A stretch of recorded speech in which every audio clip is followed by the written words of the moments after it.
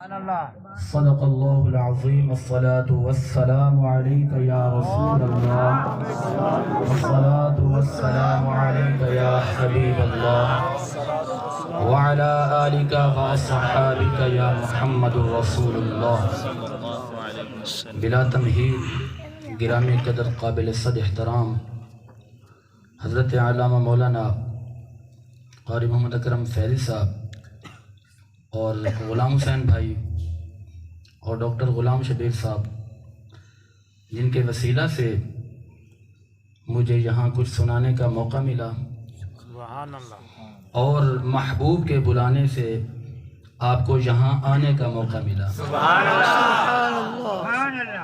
محبوب کی محفل کو محبوب سجاتے ہیں، آتے ہیں وہی جن کو سرکار بلاتے ہیں، وہ لوگ خدا شاہد قسمت کے سکندر ہیں جو سرور عالم کا میلاد مناتے ہیں۔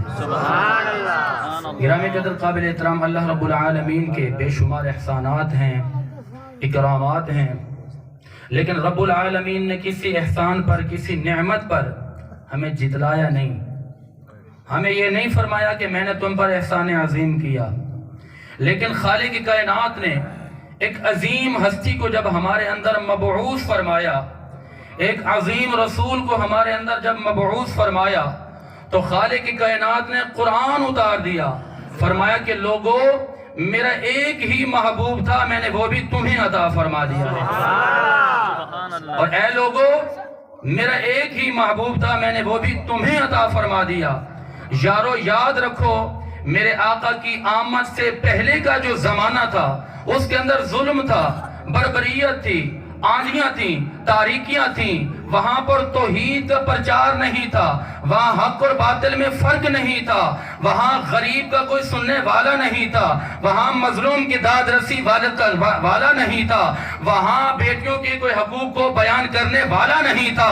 ان انسانوں کو ان جانوروں سے زیادہ بدسلوک کیا جاتا تھا، لیکن قربان جائیں میرے آقا کی آمد پر، قربان جائیں میرے آقا کی عظمت پر، قربان جائیں میرے آقا کی رسالت پر، قربان جائیں میرے آقا کی بعثت پر۔ یارو میں آپ کو وہ زمانہ بتانے لگا ہوں جس زمانے کے اندر باپ کو بیٹے کی خبر نہ تھی، بیٹے کو باپ کی خبر نہ تھی، کسی کو حق کی خبر نہ تھی، کسی کو باطل کی خبر نہ تھی، کسی کو رب کے پیغام کی خبر نہ تھی، کسی کو محمد عربی کے فرمان کی خبر نہ تھی، بیٹیاں باپ سے دور بھاگتی تھیں، انسانوں کے ساتھ بدسلوک کیا جاتا تھا، جانوروں سے بدترین سمجھا جاتا تھا، لیکن قربان جائیں آقا کی عظمت پر میرے آقا جب اس کائنات میں آئے ظلم ختم ہو گیا، میرے آقا جب اس دنیا میں آئے بربریت ختم ہو گئی، میرے آقا جب اس دنیا میں آئے لوگوں کو بتا دیا اے لوگوں یہ حق کا راستہ ہے، یہ باطل کا راستہ ہے،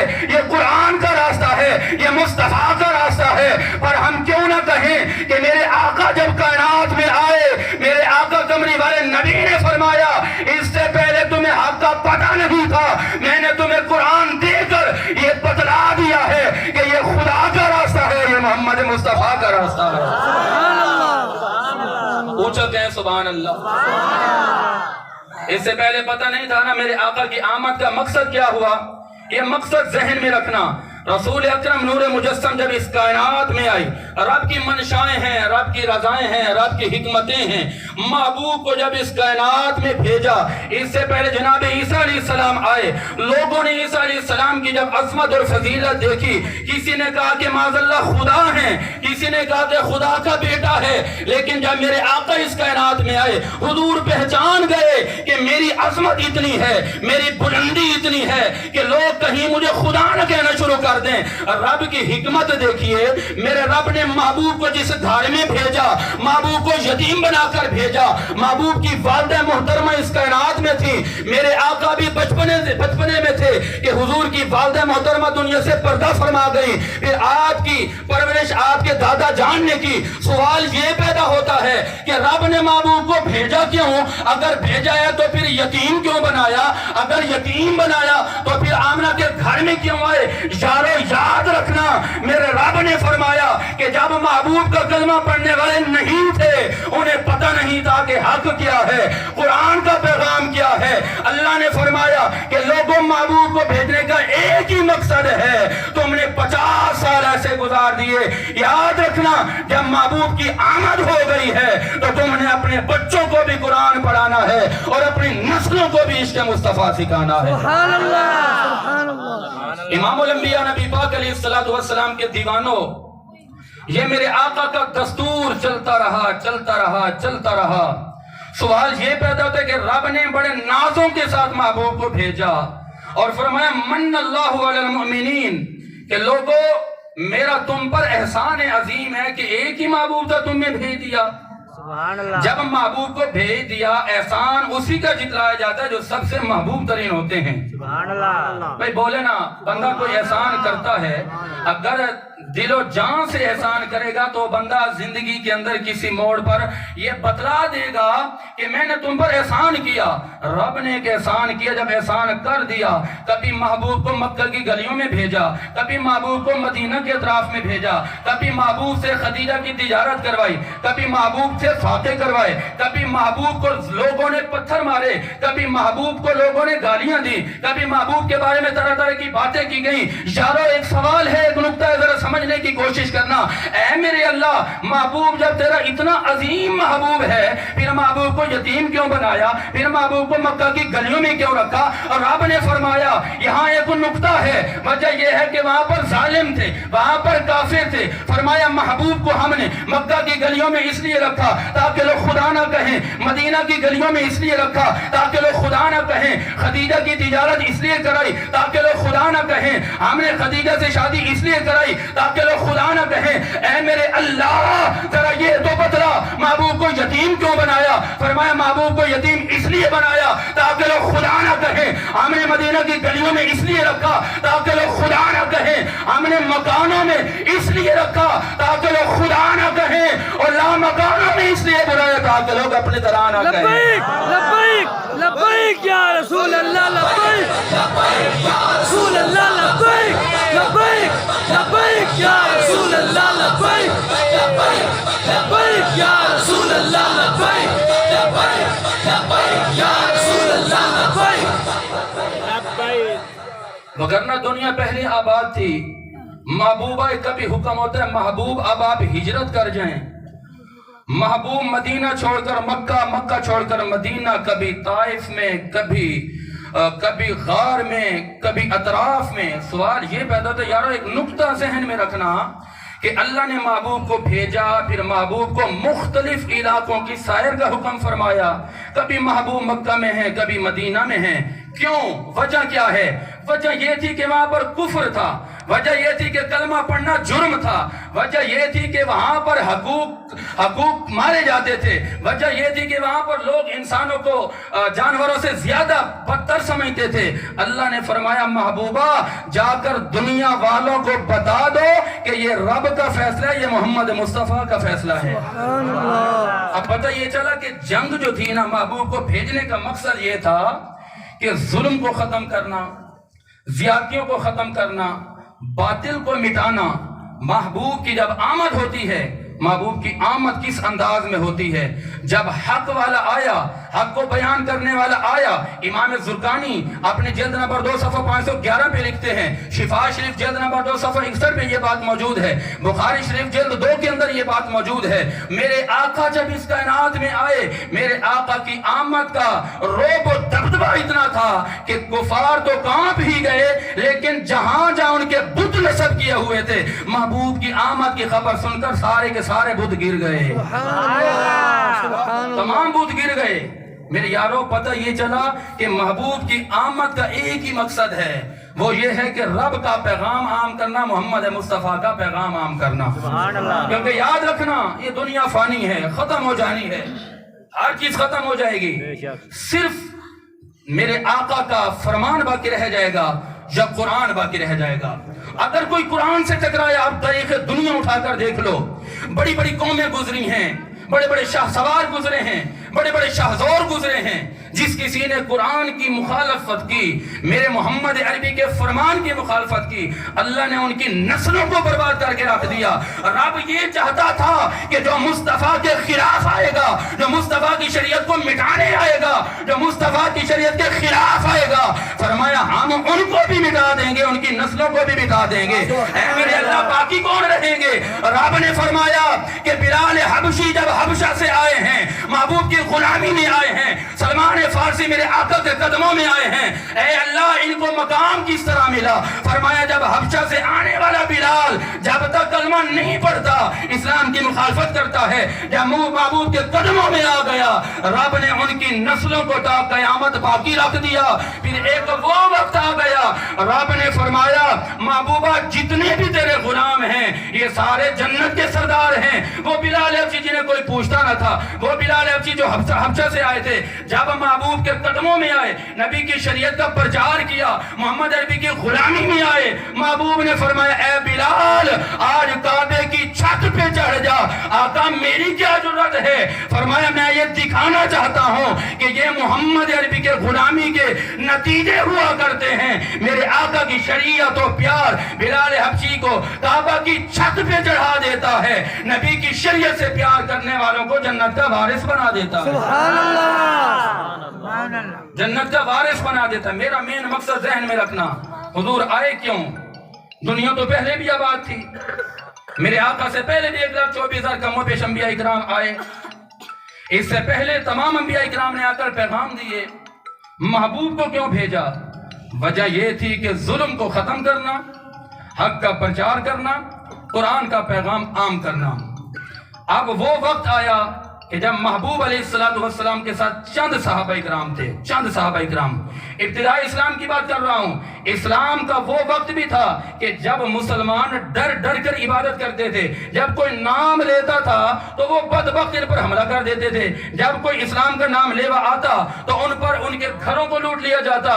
جب اسلام نے اپنی پاور دکھائی، یہ ابو سفیان اور دیگر کفار جانتے تھے، یہ سمجھتے تھے کہ مسلمان ڈر جائیں گے۔ محبوب علیہ السلام نے کوٹ کوٹ کر ایک محبت ان کے سینوں میں ڈال دی۔ جب ایک وقت آیا میرے آقا نے مشورہ کیا، اے صدیق کیا کیا جائے، اے عمر کیا کیا جائے، اے عثمان کیا کیا جائے، اے علی کیا کیا جائے؟ صحابہ نے عرض کیا یا رسول اللہ ہماری تلواروں کو زنگ لگ گیا ہے۔ یہ بدبخت سمجھتے ہیں کہ مسلمان ڈرتے ہیں، آقا آپ کا ایک اشارہ ہوگا۔ جب وقت آیا نا، محبوب نے فرمایا کہ پھر لڑنے کے لیے تیار ہو جاؤ۔ صحابہ نے عرض کیا یا رسول اللہ حکم خدا کا ہو، حکم مصطفیٰ کا ہو، ہم اپنی جانوں کو پیارا کر کے بیٹھ جائیں، ہم اپنے مالوں کو پیارا کر کے بیٹھ جائیں، ہم قرآن کو نہ مانیں۔ یا رسول اللہ یہ تو ایک جان ہے، ہم اپنی کروڑوں جانیں قربان کر دیں گے مگر آپ کی شریعت پر ایک آنچ نہیں آنے دیں گے۔ کبھی صحابہ بدر کے میدان میں آ گئے، کبھی غزوہ حنین میں آ گئے، کبھی صحابہ بنی قریظہ میں آ گئے، کبھی صحابہ غزوہ خندق کے اندر آ گئے۔ اے صحابہ تمہیں جانیں پیاری نہیں ہے، عرض کرتے ہیں سب کچھ پیارا ہے مگر سب سے بالا محمد مصطفیٰ کا پیار ہے۔ لبیک یا رسول اللہ، لبیک لبیک یا رسول اللہ، لبیک لبیک یا رسول اللہ، لبیک لبیک یا رسول اللہ، لبیک لبیک یا رسول اللہ، لبیک۔ دو گروہ چلے، ایک مسلمانوں کا، صحابہ کا، محمد عربی کے یاروں کا، اور دوسرا یزیدیوں کا، کفار کا۔ میرے آقا چاہتے تھے کہ قرآن کا پیغام عام ہو، کفار چاہتے تھے کہ مسلمانوں کو دبا دیا جائے، قرآن کو مٹا دیا جائے، احادیث کو مٹا دیا جائے۔ یہ دونوں گروہ چلتے رہے۔ یارو یاد رکھو ایک وہ وقت آیا جب 5 ہجری آتی ہے، غزوہ خندق یہ قرآن میں موجود ہے۔ اس غزوے کو اس کو جنگ احزاب بھی کہا جاتا ہے، پوری سورت اس کے نام کی ہے۔ 5 ہجری کے اندر تمام کفار مل گئے، کہتے ہیں کہ مسلمانوں کی تعداد تھوڑی سی ہے لیکن یہاں پر بھاری ہو گئے ہیں، ہم پر غالب ہو گئے ہیں۔ سب کفار مل گئے، لیکن افسوس کی بات یہ ہے کہ کافر تو اسلام کو مٹانے کے لیے متحد ہو گئے مگر ہم مسلمان ہیں آج تک متحد نہیں ہو سکے۔ یارو سوچنے کی بات ہے، انہوں نے کہا کہ اسلام بڑی بلندی پہ جا رہا ہے، اسلام عروج پہ جا رہا ہے۔ سب کفار مل گئے، یہودیوں کو خرید خرید لیا گیا، نصرانیوں کو ملا لیا گیا، مکہ کے کافروں کو ملا لیا گیا، مدینہ کے کافروں کو ملا لیا گیا۔ ایک ہی ان کا مقصد تھا، ایک ہی ایجنڈا تھا۔ کہتے ہیں کہ یہ محمد عربی کے ساتھی تھوڑی سی تعداد میں ہیں، مختصر سی تعداد میں ہیں، اگر یک بار کی حملہ کیا جائے تو یہ ختم ہو جائیں گے۔ لیکن میرے آقا نے فرمایا اے میرے غلاموں تم یہ بتاؤ کہ اگر سارے کفار تمہارے مقابلے میں آ جائیں تو تم کیا کرو گے؟ اب 10,000 کا کفار کا مجمع ہے، 3,000 میرے آقا کے غلام ہیں، ادھر کفار یہودی عیسائی سب مل گئے ہیں، ادھر محمد عربی کے چند ساتھی ہیں۔ میرے آقا نے ان صحابہ کو تیار کیا۔ حضرت سلمان فارسی سے پوچھتے ہیں اے سلمان فارسی مشورہ دو کیا کیا جائے، ان کے مقابلہ کس طرح کیا جائے؟ عرض کرتے یا رسول اللہ ان کا براہ راست مقابلہ نہیں کرنا بلکہ ایک غزوہ تیار کیا جائے، ایک خندق کھودی جائے، زمین کو کھودا جائے۔ میرے آقا نے فرمایا آؤ میں تمہیں اپنے ہاتھوں سے آغاز کر کے بتا دینا چاہتا ہوں کہ ایک حق کی بات، ایک حق کی جنگ ہے، ایک باطل کی جنگ ہے۔ حق کی خاطر محمد عربی آج بھی تمہیں میدان عمل میں نظر آئیں گے۔ میرے آقا نے 3,000 صحابہ کو لیا، غزوہ خندق کھودنے کے لیے آ گئے۔ 3 دن کا فاقہ ہے، 4 دن کا فاقہ ہے، چاہتے تو چلے جاتے اور پیچھے بیٹھ جاتے، لیکن نانا میرے نبی نے فرمایا نہیں ایسا نہیں کرنا، میں نے امت کو بتانا ہے۔ اے میرے کلمہ پڑھنے والوں یہ اسلام تمہیں ایسے تھالی میں رکھ کر نہیں دیا گیا، یہ قرآن تمہیں ایسے نہیں مل گیا۔ اس کلمے کے پیچھے، اس قرآن کے پیچھے میرے صحابہ کی وفا ہے، میرے صحابہ کی غلامی ہے، میرے صحابہ کی وہ قربانیاں ہیں۔ 3,000 کا مجمع ہے، غزوہ خندق کھود رہا ہے، میرے آقا خود کھود رہے ہیں۔ صحابہ کا یہ عالم ہے، یہ کیفیت ہے کہ گھر میں فاقہ ہے، بھوک ہے، پیاس ہے، لیکن پیٹ پہ پتھر باندھے ہوئے ہیں۔ عرض کرتے ہیں یا رسول اللہ ہم کوئی قوم موسیٰ نہیں ہیں، ہم کوئی قوم عیسیٰ نہیں ہیں جو آپ کو چھوڑ کر چلے جائیں۔ آقا یہ ہماری زندگی بھی آپ کے لیے ہے، ہماری اولاد بھی آپ کے لیے ہے، ہماری جان بھی آپ کے لیے ہے۔ رسول اللہ لبیک لبیک لبیک یا رسول اللہ لبیک۔ کفار نے 1 ماہ تک محاصرہ کیے رکھا، 1 ماہ تک محاصرہ کیے رکھا۔ یارو جھگڑا کیا تھا، معاملہ کیا تھا، وجہ کیا تھی، سبب کیا تھا؟ یہ سبب ذہن میں رکھنا۔ سبب یہ تھا کہ دنیا پہلے آباد تھی لیکن وہاں پر کفر تھا، نظام قرآن کے خلاف تھا، حدیث کے خلاف تھا۔ آپ کو مجھے اگر وہ زمانہ ملتا تو پھر آپ کو اندازہ صحیح طریقے سے ہوتا۔ بیٹیوں کی عزت خراب، ماں کا احترام نہیں کیا جاتا تھا۔ حضور آئے، حضور نے آ کر حق کو بیان کیا اور باطل کو مٹا دیا۔ سبحان اللہ۔ حق کو بیان کیا اور باطل کو مٹا دیا، ذرا کہیں سبحان اللہ۔ اب اس غزوے کے اندر رسول اکرم نور مجسم صلی اللہ علیہ وسلم کا جو احوال بیان کیا گیا ہے، امام زرقانی اپنی کتاب کی جلد نمبر 2 صفحہ نمبر 211 پہ لکھتے ہیں، اور یہ غزوہ خندق بڑی آسانی سے آپ بخاری شریف پڑھ لیں، بخاری شریف جلد نمبر 2 صفحہ نمبر 211۔ اکرم سبحان اللہ۔ مشکات کے اندر موجود ہے، بخاری کے اندر موجود ہے، مسلم کے اندر موجود ہے۔ یہ غزوہ خندق 5 ہجری ہے۔ اس 5 ہجری کے اندر جو معاملات ہوئے، 10,000 کافر ہیں۔ آج مسلمانوں کا ایمان اس قدر کمزور ہو گیا ہے، اس قدر ڈرپوک ہو گئے ہیں کہ ہمیں اپنی روزی کی فکر پڑ جاتی ہے، ہمیں اپنے کل کی فکر پڑ جاتی ہے، ہمیں اپنی جان کی فکر پڑ جاتی ہے۔ جان کی تو بات ہی نہیں ہے نا، اور ڈر جاتے ہیں کہ یار کیا ہو جائے گا اگر ہم نے یہ کر دیا۔ سرکار کے صحابہ پہ، ان کی عظمت پہ سلام ہو، ان کی عظمت پہ ہم قربان ہو جائیں۔ وہ غزوہ خندق کے اندر موجود ہیں، گھر میں کچھ بھی نہیں ہے۔ وہاں پر بھی 2 گروہ ہو گئے، کچھ منافق تھے اور کچھ رسول اللہ کے سچے عاشق تھے۔ اذ جاؤکم من فوقکم ومن اسفل منکم وَإِذَا زَاغَتِ الْأَبْصَارُ وَبَلَغَتِ الْقُلُوبُ الْحَنَاجِرَ وَتَظُنُّونَ بِاللَّهِ الظُّنُونَ هُنَالِكَ ابْتُلِيَ الْمُؤْمِنُونَ وَزُلْزِلُوا زِلْزَالًا شَدِيدًا۔ وہاں پر 2 گروہ ہو گئے۔ جب انہوں نے حملہ کیا، کوئی کہتے ہیں کہ جی يَسْتَأْذِنُ فَرِيقٌ مِّنْهُمُ النَّبِيَّ يَقُولُونَ إِنَّ بُيُوتَنَا عَوْرَةٌ وَمَا هِيَ بِعَوْرَةٍ إِن يُرِيدُونَ إِلَّا فِرَارًا۔ یا رسول اللہ ہمارے گھروں میں کوئی نہیں ہے، یا رسول اللہ ہمارے گھر اکیلے ہیں، ہمارے بچے کہاں جائیں گے، ہماری بیویاں کہاں جائیں گی؟ وہ تھے منافق۔ میرے آقا نے فرمایا منافق بس یہاں تک چل سکتے تھے، منافق بس اس طرح یہاں تک آ سکتے تھے، لیکن دوسری طرف نبی کے صحابہ ہیں یہ چلے گئے چھوڑ کر، میرے آقا نے فرمایا کہ اے صحابہ تمہارا کیا رائے ہے، تمہارا کیا عقیدہ ہے، تمہارا کیا خیال ہے؟ عرض کرتے یا رسول اللہ ہم کوئی دوسری قوموں کی طرح تھوڑی ہیں کہ ڈر جائیں گے، بھاگ جائیں گے، ان کو چھوڑ کر چلے جائیں گے۔ یا رسول اللہ آپ کا حکم ہے ہم ان کو تہس نہس کر کے جائیں گے، ہم ان کی نسلوں کو تباہ کر کے جائیں گے۔ اللہ کا فیصلہ ہے، مصطفیٰ کا فیصلہ ہے۔ اے کلمہ پڑھنے والوں، میدان عمل میں آنا تمہارا کام ہے۔ وہ رب جب 3000 کو 10,000 پر برتری دے سکتا ہے، جب یزیدیوں کو ہرا سکتا ہے، جب غزوہ بدر کے اندر اسلام کا جھنڈا گاڑ سکتا ہے، تو نتیجہ یہ نکلتا ہے کہ اللہ میں آزمانا چاہتا ہے۔ اسلام کے لیے میدان عمل میں آنا مسلمانوں تمہارا کام ہے، پھر مدد فرمانا، اسلام کو باقی رکھنا عرش اولا کے رب کا کام ہے، محمد مصطفیٰ کا کام ہے۔ لبیک یا رسول اللہ لبیک لبیک لبیک یا رسول اللہ لبیک لبیک لبیک یا رسول اللہ لبیک زندہ باد۔ اس غزوہ خندق کے اندر صحابہ اکرام نے بڑی بڑی جانیں قربان کی۔ حضرت سعد بن معاذ رضی اللہ تعالی عنہ یہ بہت عظیم سپہ سالار ہیں میرے آقا کے، لڑتے رہے، اور آپ جب زخمی ہو گئے تو میرے آقا نے آپ کا علاج مسجد نبوی میں خود کیا۔ سبحان اللہ سبحان اللہ۔ میرے آقا نے علاج خود کیا۔ اب وہ وقت آ گیا کہ جب کفار نے دیکھا اب رب کی مدد آ گئی۔ میں نے کہا نا میدان عمل میں آنا چاہیے، انسان کو کوشش کرنی چاہیے، انسان کو آنا چاہیے، جدوجہد کرنی چاہیے۔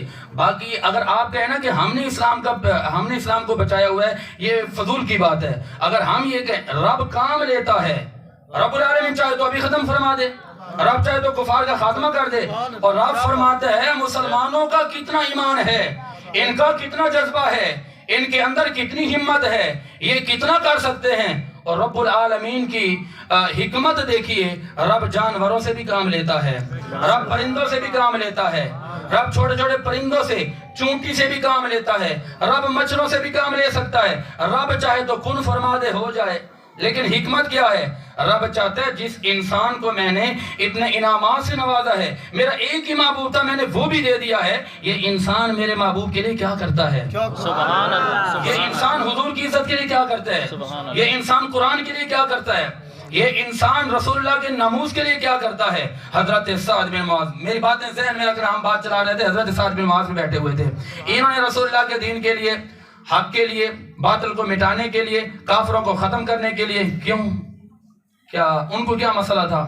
مسئلہ یہ تھا نا، حضور فرماتے ہیں جہاں دین محمد آ جائے وہاں پر کفر نہیں ہوتا، جہاں دین مصطفیٰ آ جائے وہاں پر ظلم نہیں ہوتا، جہاں دین محمد آ جائے، جہاں کلمہ آ جائے وہاں پر قرآن کے خلاف نہیں ہوتا، جہاں محمد عربی کی حدیثیں آ جائیں وہاں کفر کا نظام نہیں چلتا، بلکہ قرآن کے آنے کا مقصد، مصطفیٰ کی آمد کا مقصد ایک ہی ہے۔ ورنہ دنیا پہلے موجود تھی یارو، رب کی حکمت یہ ہے، رب چاہتا ہے، میں نے مصطفیٰ کو اس لیے بھیجا کہ نظام مصطفیٰ عام ہو جائے، میں نے حدیثوں کو اس لیے نازل کیا کہ نظام مصطفیٰ آ جائے، میں نے مصطفیٰ کے صحابہ کی قربانیاں اس لیے لی ہیں تاکہ نظام مصطفیٰ آ جائے۔ جب آپ کو اسلام مل گیا، قرآن مل گیا، اور اس سے بڑھ کر بات یہ ہے کہ جنہوں نے جانیں قربان کرنی تھی وہ جانیں قربان کر کے چلے گئے ہیں۔ اب بس اتنی سی بات ہے، اگر کہیں پر کوئی اسلام کے خلاف بات آئے، مسلمانوں کا کیا کام ہوتا ہے؟ بدر والوں نے اپنا کام دکھایا، غزوہ خندق والوں نے اپنا کام دکھایا، کربلا والوں نے اپنا کام دکھایا، حسین ابن علی کے ساتھیوں نے اپنا کام دکھایا۔ ہر زمانے میں یہ زمانے آتے رہے، ہر زمانے میں امتحان آتے رہے، لیکن مسلمانوں اسلام ایک ایسی پاور رکھتا ہے جس کے اندر نبی کا کلمہ آ جاتا ہے وہ گھبراتا نہیں ہے، جس کے اندر نبی کا عشق آ جاتا ہے وہ گھبراتا نہیں ہے، جو نبی اس کا سچا وفادار ہوتا ہے وہ کسی گولی سے نہیں ڈرتا، کسی کفر سے نہیں ڈرتا، وہ اپنی جان بھی قربان کر دیتا ہے اور اپنا مال بھی قربان کر دیتا ہے۔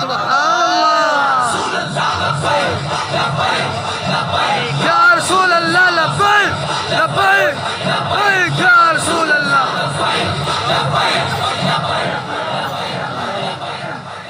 کتاب کا نام ہے بخاری شریف۔ یاد رکھیں، ایک بات میں آپ کو بتاؤں کہ میرا ایک مزاج ہے، آپ دیکھ چکے ہوں گے یا سن چکے ہوں گے، اگر نہیں سنا تو سن لینا. یہ جو فیض ہے نا عشق مصطفیٰ کا، یہ فیض پوری دنیا کے اندر الحمدللہ بندہ نجیب کے ذریعے یہ پہنچ رہا ہے.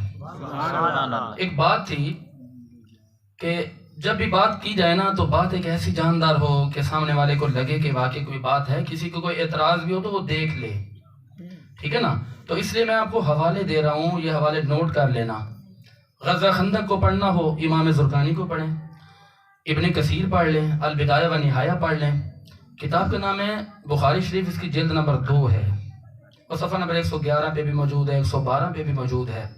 اب وہ وقت آیا، دیکھو نا کہ یہ اسلام کسی کو تنہا نہیں چھوڑتا، اسلام بے عزت نہیں ہونے دیتا.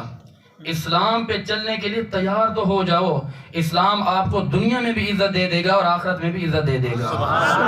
مصطفیٰ کے شریعت پہ چلنے کی کوشش تو کریں. خدا کی قسم یہ دنیا آپ کے قدموں میں ہوگی. خدا کی قسم قبر میں گھبرانے کی ضرورت نہیں ہے. انسان وہ کامیاب ہے کہ مر کر جب قبر میں جائے نا تو فرشتے آ کر پوچھے ما ربو کا، ما دینو کا، ما کنت تقول هذا الرجل. آپ کے جواب دینے سے پہلے میرے آقا کی زیارت ہو جائے اور میرے آقا اتنا فرما دیں کہ فرشتوں اسے جانے دو، یہ ہمارا اپنا ہی ہے. اصل کامیابی یہ ہے کہ محبوب خدا خود آ کر فرما دیں کہ اسے جانے دو، یہ اپنا ہی ہے. ما کنت تقول هذا الرجل، هذا سعد بن معاذ غزوہ خندق کے اندر انہوں نے بڑی قربانی پیش کی. ایک وقت آیا جب دنیا سے چلے گئے تو ان کو کیا فضیلت ملی، کیا انعام ملا. ان کے جنازے کے اندر علماء نے لکھا، امام زرقانی لکھتے ہیں کہ 70,000 فرشتے آئے اور جب ان کو لحد میں اتارا گیا میرے آقا نے فرمایا کہ حضرت سعد کے جنازے میں ہم خود جائیں گے. میرے آقا نے بڑا پروٹوکول دیا. آج آپ کہتے ہیں کہ مجھے پروٹوکول چاہیے، دنیا دار کہتے ہیں ہمارے پاس بڑا پروٹوکول ہے، لیکن خدا کی عزت کی قسم پروٹوکول اسے کہا جاتا ہے کہ بندے کی روح بعد میں قبض ہو، جنت کی بشارت پہلے مل جائے. اسے پروٹوکول کہتے ہیں. حضرت سعد بن معاذ رضی اللہ تعالی عنہ، زرقانی جلد نمبر 2 صفحہ نمبر 143 پہ یہ مسئلہ موجود ہے. آج جب اس دنیا سے جاتے ہیں میرے آقا نے فرمایا اس زمانے کو میں بتانا چاہتا ہوں کہ یہ محمد عربی کے غلامی کے نتیجے ہوا کرتے ہیں. میں اس کے جنازے میں شامل ہو کر بھی بتاؤں گا، میں قبر میں لحد میں اتار کر بھی بتاؤں گا. جب حضرت سعد بن معاذ کو اتنا پروٹوکول دیا گیا دنیا والے حیران ہو گئے. آخر کون جا رہا ہے؟ عاشق کا جنازہ ہے، ذرا دھوم سے نکلے. عاشق کا جنازہ ہے، ذرا دھوم سے نکلے.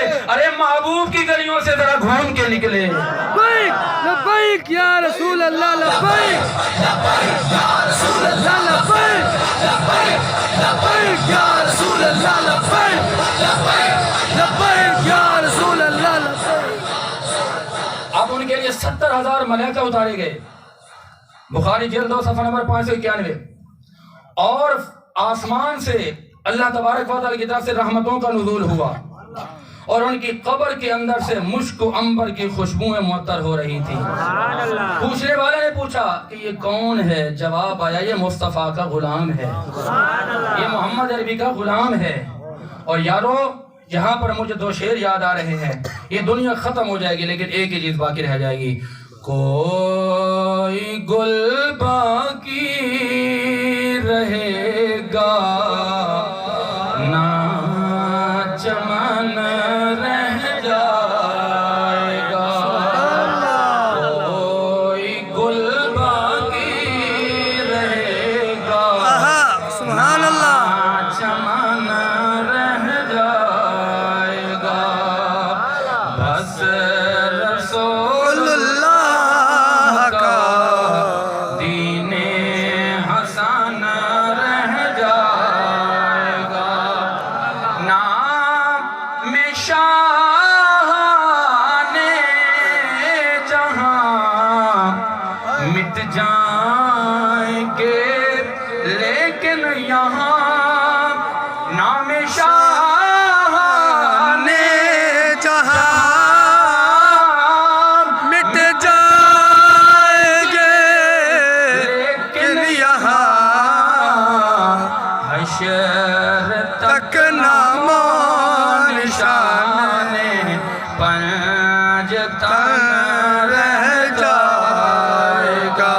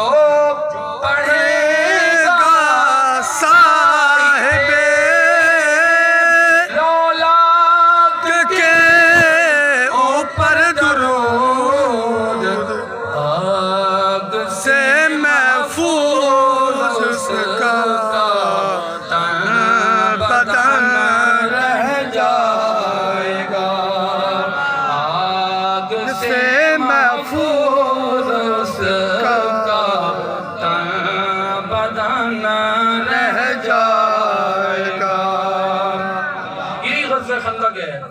حضرت زبیر رضی اللہ تعالیٰ عنہ کے لیے حضور نے فرمایا کون ہے جو کفار کی خبر لائے؟ حالانکہ جانوں کا خطرہ تھا، کفار نے ناکے لگائے ہوئے تھے، کفار نے ہر طرف سے گھیرا ہوا تھا، ڈر تھا، خوف تھا۔ حضور نے فرمایا کون ہے جو خبر لائے؟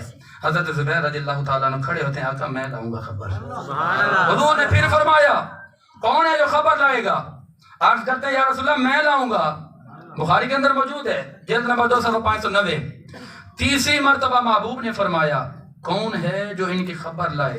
حضرت زبیر رضی اللہ تعالیٰ عنہ کھڑے ہوئے عرض کرتے ہیں آقا میں لاؤں گا۔ سبحان اللہ۔ اب یہاں پر سوال پیدا ہوتا ہے کیا انہیں خبر نہ تھی؟ کیا انہیں جان پیاری نہ تھی؟ کیا انہیں اپنی اولاد پیاری نہ تھی؟ کیا انہیں اپنی بیوی بچے پیارے نہ تھے؟ لیکن انہوں نے صحابہ نے ایک ہمیں عقیدہ دیا ہے، ایک ہمیں جذبہ دیا ہے۔ ان کے بچے تھے، اہل و عیال تھے، گھر والے تھے، لیکن جب محبوب کا حکم آ گیا، محبوب نے فرمایا کہ کون ہے جو خبر لائے گا؟ محبوب علیہ السلام کی 3 مرتبہ حکم پر لبیک کہتے ہیں، لبیک یا رسول اللہ، لبیک یا رسول اللہ، میں خبر لاؤں گا۔ میرے آقا نے پھر انعام دیا، فرمایا کہ یہاں پر سوال پیدا ہوتا ہے کہ اے زبیر کیا تمہیں جان سے پیار نہیں ہے؟ کیا تمہیں بچوں سے پیار نہیں ہے؟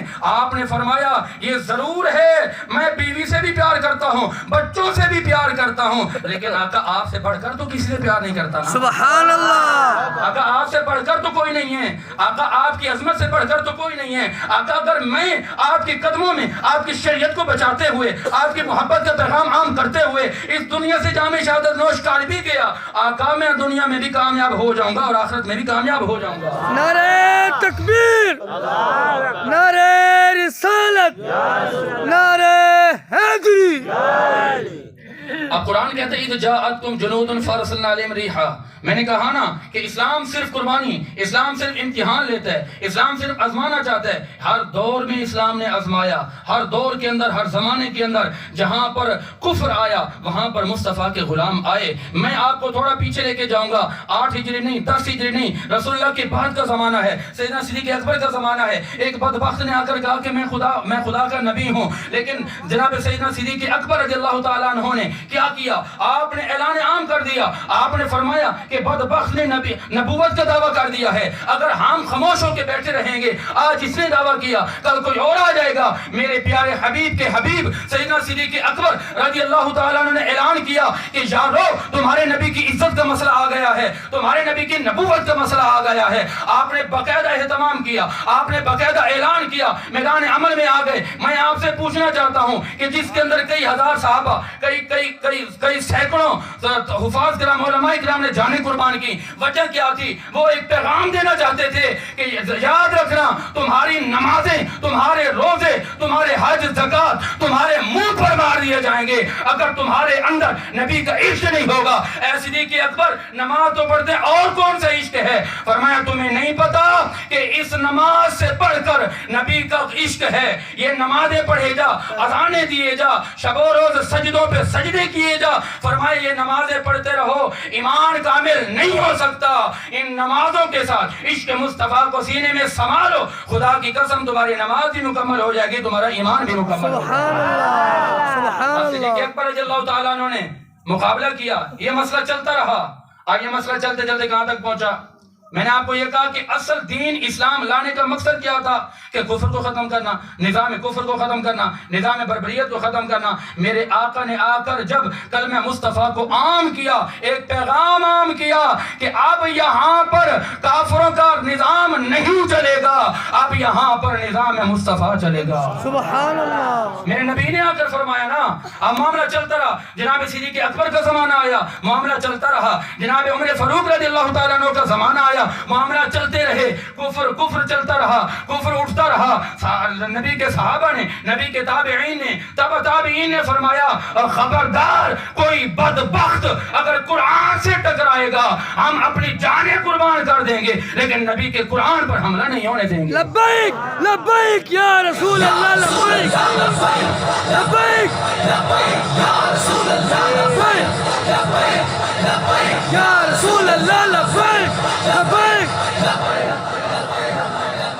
یہ زمانہ چلتا رہا۔ میں آپ سے سے پوچھنا چاہتا ہوں کہ تاریخ اسلام اٹھا کر دیکھو، آپ کو غزوات نظر آئیں گے، آپ کو جنگیں نظر آئیں گی۔ آج بات کہتے ہیں کہ اسلام امن کا درس دیتا ہے۔ اسلام اس وقت امن کا درس دیتا ہے کہ جب کفر ختم ہو جائے، جب کفر سر اٹھاتا ہے، اسلام حکم فرماتے ہے کہ اس کو مٹاؤ۔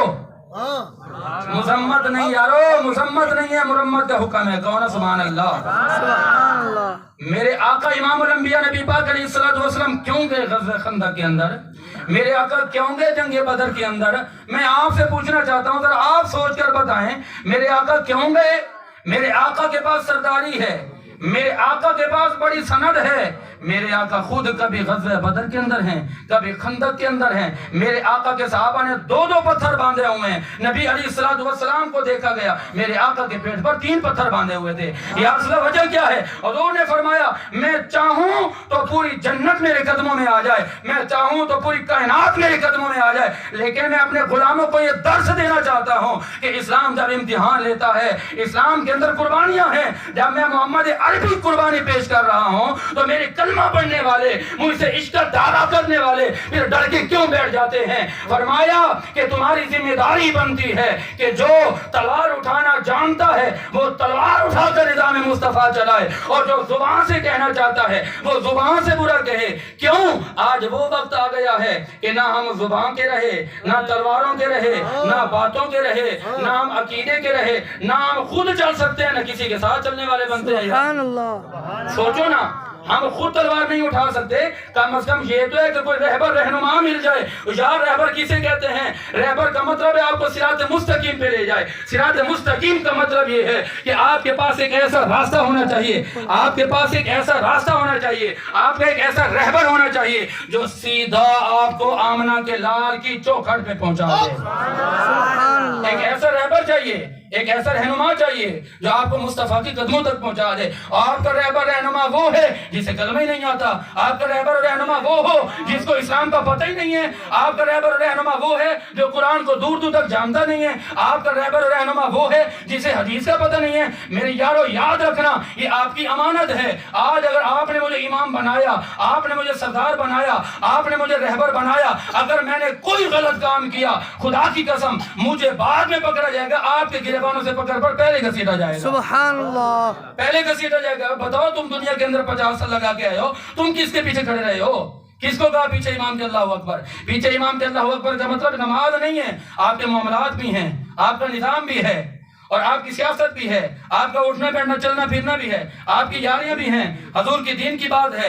خدا کی قسم رہبر و رہنما ایسا ہونا چاہیے جو صدیق اکبر کی سیرت پر چلنے والا ہو، رہبر و رہنما ایسا ہونا چاہیے جو عمر فاروق کی سیرت پہ چلنے والا ہو، رہبر و رہنما ایسا ہونا چاہیے جس کے اندر مصطفیٰ کی سیرت بھی ہو، صحابہ کا پیار بھی ہو، قرآن کا علم بھی ہو، حدیث کا علم بھی ہو۔ رہبر و رہنما ایسا چاہیے جو آپ کو دنیا میں بھی اچھا کر دے اور آپ کو جنت کے اندر بھی مصطفیٰ کے قدموں میں پہنچا دے۔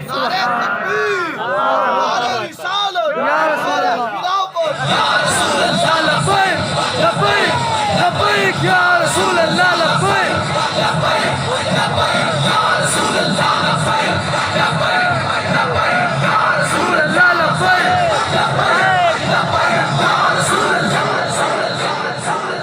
اس وطن عزیز ملک پاکستان کے اندر ایک نظام نہیں تھا، کہا جاتا تھا ہندوستان۔ کیا کہا جاتا تھا؟ ہندوستان۔ کیوں ہندوستان؟ کیوں؟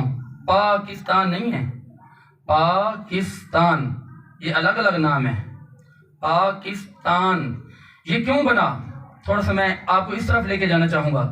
مقصد کیا تھا؟ کہ مصطفیٰ کا کلمہ عام ہو جائے، مصطفیٰ کے غلاموں کے اندر سے خوف ختم ہو جائے۔ جہاں مصطفیٰ کے غلام رہتے ہیں وہاں نظام بھی ان کا ہو، اور وہاں پر حکومت بھی ان کی ہو، وہاں پر نام بھی ان کا ہو۔ قرآن پڑھتے ہیں لیکن فیصلے اوپر سے آئیں، حدیث پڑھیں فیصلے کہیں اور سے آئیں، ایسا کیسے ہو سکتا ہے؟ لیکن یاد رکھنا ہے وطن عزیز ملک پاکستان کی تاریخ اٹھا کر دیکھو، 74 سالوں کے اندر بڑی بڑی تحریکیں آئیں۔ 74 سالوں کے اندر امام شاہ احمد نورانی علیہ رحمہ 1973 یا 74 کا زمانہ اٹھا کر دیکھو کہ جب کفر نے سر اٹھایا، جب نبی کی نبوت پر حملے ہونے لگے، جب نبی علیہ السلام کی رسالت پر حملے ہونے لگے، جب قادیانیوں نے سر اٹھایا، امام نورانی کی صورت میں اللہ نے ایک مرد کلندر بھیجا، ایک مجاہد کو بھیجا، پہلے صدیق اکبر کی صورت میں بھیجا، پھر عمر فاروق کی صورت میں میں بھیجا، پھر عثمان غنی کی صورت میں بھیجا، پھر مولا علی کی صورت میں بھیجا، پھر تابعین کی صورت میں بھیجا، پھر تبع تابعین کی صورت میں بھیجا، پھر 1973-74 پاکستان کی تاریخ کے اندر مرد کلندر، مرد مجاہد امام نورانی کو بھیجا۔ امام نورانی نے آ کر ایک بل پاس کرایا، کیوں وطن عزیز بنا کلمہ محمد کے نام پر ہو اور یہاں پر نظام مصطفیٰ کے خلاف ہو۔ آپ نے ایک بل پاس کرایا، جو نبی کے خلاف بولے گا، جو نبی کی نبوت کا منکر ہوگا، جو نبی کے خلاف جائے گا، جو نبی کی نبوت کا انکار کرے گا، اس کا نہ پاکستان میں کوئی حق ہے نہ اسلام میں کوئی حق ہے۔ نعرہ تکبیر، نعرہ رسالت، نعرہ تحقیق، نعرہ حیدری، تاجدار ختم نبوت، تاجدار ختم نبوت۔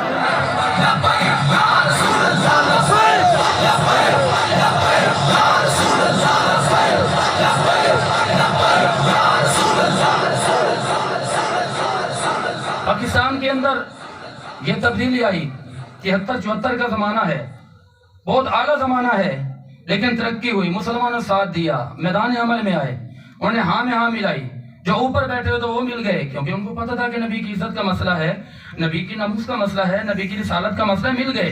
آج ہم دھکے کیوں کھا رہے ہیں؟ کسی کا ادھر منہ ہے، کسی کا ادھر منہ ہے، کسی کا ادھر منہ ہے، اور کوئی اگر مرد مجاہد بن کے میدان میں آ ہی جائے تو اپنی مخالف ہو جاتے ہیں، یار اس کا کیا کام ہے، اس کا کام ہے، اس کا کام ہے حدیثیں پڑھائے، قرآن پڑھائے، نماز پڑھائے، وہ یہی کیوں آ گیا سیاست میں جی؟ اور میرے آقا نے سیاست کی، سیاست کا مطلب نظام چلانا، اور آپ گھر کا نظام نہیں چلاتے، ہر بندہ سیاسی ہے۔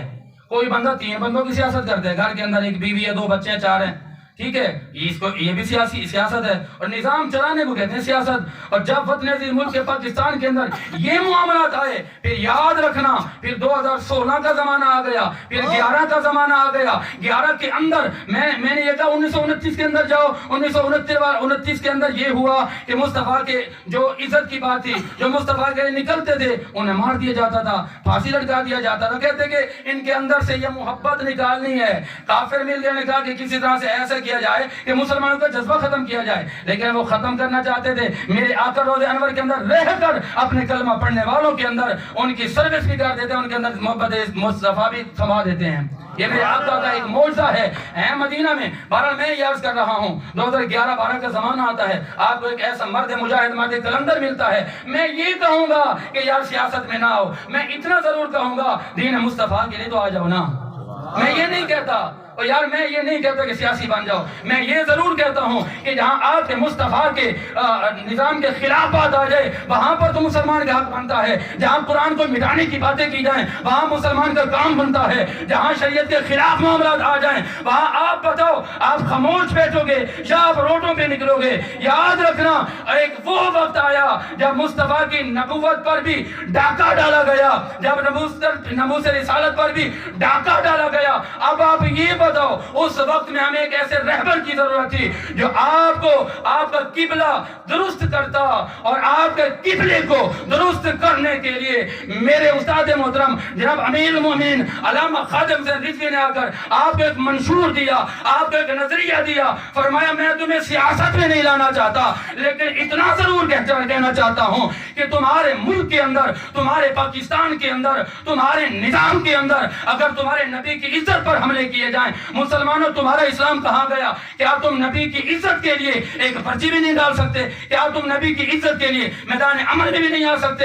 آپ نے ایک منشور دیا، فرمایا کہ آج ہمارے ساتھ کھڑے ہو جاؤ، کل ہمارے جیسے بھی تمہیں نہیں ملیں گے۔ خدا کی قسم اگر آپ کو مجھے عشق مصطفیٰ کی راہیں دکھائی ہیں تو وہ قبلہ امیر المومنین ہیں۔ رسول اللہ لبیک یا رسول اللہ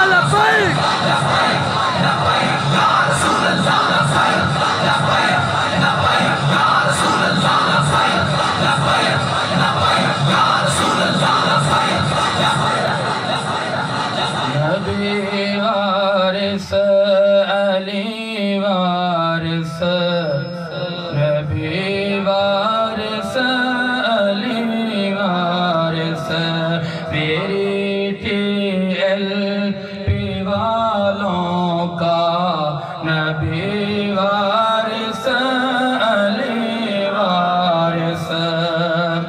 میرا سبق آپ ذہن میں رکھنا، کہا تو یہ نہیں کہنا کہ آپ نہ ہو، کہیں پر بھی نہ ہو، لیکن جب آپ جو کر سکتے ہیں نا وہ تو کریں۔ آپ کا پاکستان ہو یار، پاکستان کے اندر قرآن کے خلاف فیصلے ہوں، پاکستان کے اندر یہ بل پیش کیا جائے کہ جی یہ نظام لایا جائے، آپ کے ووٹوں سے، آپ کی وجہ سے آپ کے نمائندے وہاں جا کر بل پاس کرتے ہیں، انہیں شرم نہیں آتی؟ سوچنا چاہیے کہ جو ہم کلمہ پڑھتے ہیں قرآن نے تو یہ اجازت نہیں دی ہے، قرآن کے خلاف بل پاس کیا جائے۔ بل پاس پیش کرنے والے بھی مسلمان، سننے والے بھی مسلمان، ادھر بھی بڑا نام، ادھر بھی بڑا نام، ادھر بھی بڑا نام، اور جو پاس کرنے والے وہ بھی مسلمان۔ حیرت کی بات نہیں ہے؟ اب آپ یہ بتاؤ کہ ہمارے پاس اتنا حق بھی نہیں ہے کہ وہ ادھر بیٹھ کے جس طرح چاہیں فیصلے کرتے رہیں، جس طرح چاہیں قلم چلاتے رہیں؟ نہ ایسے نہیں ہونے دیں گے۔ جب تک ہمیں پتہ نہیں تھا ہم خاموش تھے۔ خدا کی عزت کی قسم، اس وطن عزیز ملک پاکستان کے اندر فیصلہ یا قرآن کے مطابق ہوگا یا مصطفیٰ کے فرمان کے مطابق ہوگا۔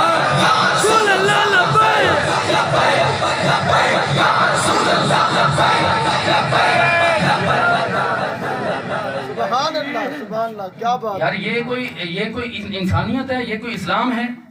کہ میں نے یہ کہا کہ اسلام کے آپ تاریخ تو پڑھ کر دیکھیں، مصطفیٰ کی سیرت تو اٹھا کر دیکھیں، مصطفیٰ کی قربانیاں تو اٹھا کر دیکھیں۔ میرے مصطفیٰ نے اتنی قربانیاں کیوں دی؟